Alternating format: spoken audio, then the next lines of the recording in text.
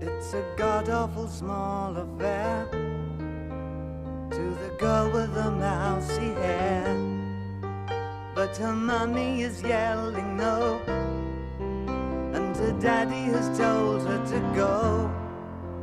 But her friend is nowhere to be seen. Now she walks through her sunken dream to the seat with the clearest view, and she's hooked to the silver screen.